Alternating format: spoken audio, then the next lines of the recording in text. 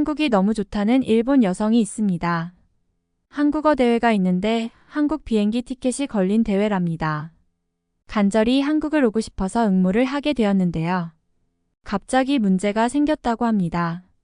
어떤 문제인지 알아볼게요. 안녕하세요. 감동사연 채널 왈칵입니다. 꾸준히 한국과 각별한 인연이 있는 외국인 분들의 이야기를 생생하게 전달하는 데 힘쓰도록 하겠습니다. 이제 오늘의 사연자분 모셔볼게요. 사연자님 안녕하세요. 안녕하십니까? 저는 방학 때마다 한국 여행을 갈 정도로 한국을 좋아하는 마사코라고 합니다. 한국어를 잘한다고 하지만 틀린 부분이 있으면 수정해 주세요. 한국어 발음이나 어휘 활용이 아주 좋다고 칭찬을 많이 들어요. 전 한국이 너무너무 좋습니다. 제가 한국을 좋아하게 된 건 아주 오래 전부터예요. 그것도 말씀드릴 테지만 더 들려드리고 싶은 이야기가 있어요. 어떤 이야기인지 빨리 말씀드릴게요. 이제 사연 본격적으로 시작합니다. 제가 한국을 처음 알게 된 계기는 학교에서 실시한 한국어 말하기 대회예요. 제가 워낙 무력이 심한 사람이라서 상품이 걸린 대회나 응모는 꼭 하는 사람이거든요. 그런데 이번 한국어 말하기 대회는 절대 거부할 수 없는 상품이 걸려 있었죠. 무슨 상품이 걸렸나 하면은요. 바로 한국행 비행기 티켓 2장 예매권이었죠. 시장에서 쓸 수 있는 1만 원짜리 상품권은 눈에도 안 들어왔습니다. 그래서 저는 제 친구들과 함께 미친 듯이 한국어 공부를 하기 시작했지요. 하지만 커다란 문제가 생겼습니다. 한국어에는 받침이 있는 단어들이 있잖아요. 목관이나 경찰 같은 그런 단어들 말이죠. 저는 그런 단어들이 한국어 발음에서 가장 어렵고 까다롭더라고요. 일본어는 한 번에 여러 발음을 해야 하는 단어가 없고 단순한 발음이 대부분이니까 말입니다. 많은 일본 분들이 다른 발음은 몰라도 그런 발음은 많이 힘겨워 하시더라고요. 그래서 그때 확 떠오른 게 있었어요. 다른 친구들이 모두 못하는 것을 제가 완벽하게 해내는 모습을 보여준다면 내가 1등이겠구나. 그리하여 저는 혼자 한국 드라마 대사를 따라 말하며 한국 사람은 어떤 말투로 이야기하는지 분석했죠. 제가 약간 그런 분석에 능한 사람인지라 금방 한국어의 어려운 발음을 빨리 마스터했습니다. 저는 당연히 1등을 할 수 있을 거라 생각했지만 아쉽게도 저는 1등을 놓치고 말았습니다. 다행히 제 단짝 친구가 1등을 차지했습니다. 저도 한국 여행을 갈 수 있게 되었죠. 아무리 드라마를 따라 배워도 직접 한국인에게 배우는 것보다는 효과가 안 나오죠. 걔는 아예 온라인 채팅으로 또래 한국 남학생을 만나서 같이 한국어 회화를 배웠더라고요. 어떻게 현지인 특별 과외를 이기겠어요? 아무튼 친구와 함께 1등, 2등을 차지하여 뿌듯했습니다. 정말 뜻깊은 경험이었어요. 동시에 한국 드라마를 보면서 하고 싶은 것도 많아졌죠. 제가 당시 본 드라마가 김비서가 왜 그럴까였는데 거기에 나온 촬영지에 가보고 싶어졌어요. 친구는 그 한국 남학생을 만나보고 싶다고 했습니다. 그렇게 저는 단짝 친구와 함께 첫 한국 여행을 떠나게 되었죠. 인천공항에 도착하니 제 단짝과 친해진 한국 남학생이 기다리고 있더라고요. 키도 훤칠하고 코도 오똑한 게 완전 제 스타일이었습니다. 저렇게 잘생긴 한국 친구가 제 단짝 친구랑 먼저 친해져 버려서 질투나더라고요. 아무래도 저도 여자다 보니까 제 주변 일본 남자들보다 키도 크고 인물도 좋으니 당연히 눈길이 갔죠.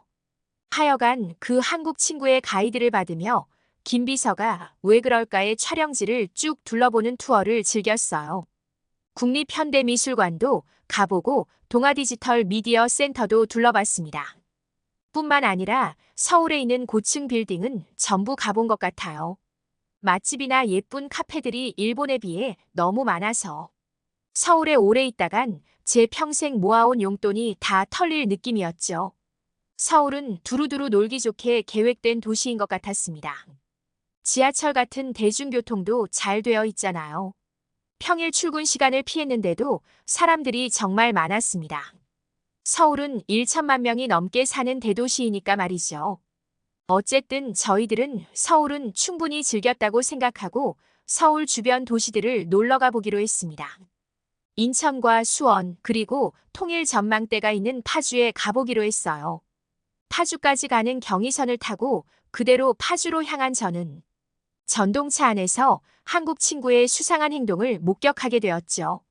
지하철 아니야도 붐벼서 서서 가고 있는데 출입문 쪽에 선 재단짝 친구 뒤에 한국 친구가 서 있었는데 한국 친구의 팔이 뭔가 단짝 친구의 등을 감싸는 듯한 모습이었습니다. 저는 이번 여행에서 사회가 많이 발전했나 싶었는데 그런 이유가 아니었죠. 전동차가 갑자기 빠르게 정차하면서 몸이 확 쏠렸는데 제 단짝 친구가 한국 친구의 팔 덕분에 몸에 중심을 잃지 않을 수 있었어요. 물론 저는 벽에 꽝 부딪혔지만요. 정차한 이유는 건널목에서 강아지들이 건너는 도중이었기 때문이라며 기관사가 방송으로 손님들에게 이유를 설명했습니다. 제가 또 특이하다고 느낀 점이 있는데 말씀드릴게요. 제 생각엔 한국 지하철은 건널목에서부터 속도를 줄이는 느낌이 들었어요. 그게 일본과 상당히 다른 점이라 느꼈죠. 일본은 칼 같은 정시 도착 정시 출발을 지하철의 생명처럼 여겨요. 그 원칙을 지키기 위해서 건널목 같은 곳도 쏜살같이 지나가 버리죠. 전 그런 원칙이 사람의 생명보다 중요하다고 생각하지 않습니다. 오히려 조금 늦더라도 사람의 생명을 중요시해야 한다고 생각해요. 예전에 그런 정시 원칙을 지키려다 큰일이 벌어진 적도 있잖아요. 2005년 일본에서 벌어진 비극들인데 한 달 동안 수많은 사람들이 운명을 달리한 사건들이 벌어졌죠. 모두 기관사들의 과로 그리고 무조건 빠르게 가야 한다는 무책임한 강박관념 때문에 벌어진 일들이었습니다. 제가 더 화가 나는 건 그 이후로도 일본의 철도회사들은 그런 원칙을 전혀 양보하고 있지 않아요. 그런 잘못된 원칙을 유지한다면 철도를 이용해야만 하는 사람들에게 불안감을 주지 않을까요? 그러니까 제가 화가 날 수밖에 없죠. 그런데 한국은 일본보다 훨씬 좋은 모습을 보여주니까 참 멋있었습니다. 잘못된 결과를 바로잡는 것도 중요하지만 그 결과를 보고 제대로 고치는 것이 더 중요하죠. 일본도 그랬으면 좋겠는데 말이에요. 아무튼 저희는 파주에 도착해서 통일 전망대로 가는 택시를 탔습니다. 택시 안에서 기사님은 저희가 일본인 여행객이라는 걸 아시곤 여러 이야기들을 해주셨어요. 통일 전망대에 가는 외국인 관광객들 중 일본 사람들은 거의 안 온대요. 왜냐고 물어봤더니 일본 사람들은 한국의 역사에 대해 몰라도 너무 모른다는 겁니다. 정말 맞는 말이었죠. 저희 고등학교는 그나마 다른 학교보다 일본의 잘못에 대해 많이 배우는 편이지만 주변 학교에 다니는 친구들 얘기를 들어보면 일본의 잘못을 거의 알지 못한다는 이야기를 들었어요. 그것도 일본이 정말 잘못하고 있는 일이죠. 일본 사람들은 한국 드라마나 K-팝을 대부분 좋아합니다.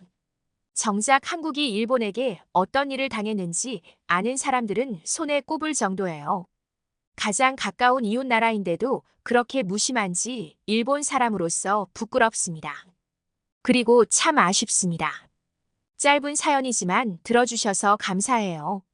앞으로도 한국을 사랑하는 일본인으로서 한일 관계가 앞으로 더 좋아지도록 노력하고 싶습니다. 오늘 마사코님의 사연 어떠셨나요? 한국의 문화 콘텐츠에 대한 관심은 많지만 정작 한국과 일본에 관한 역사는 무지한 일본인들이 너무 많습니다. 그러나 마사코님 같은 분들이 계시기에 아직 한일 관계에 희망이 남아있는 듯하네요. 부디 사연자분 같은 일본인들이 늘어나기를 저희 왈칵 제작팀은 계속 응원하겠습니다.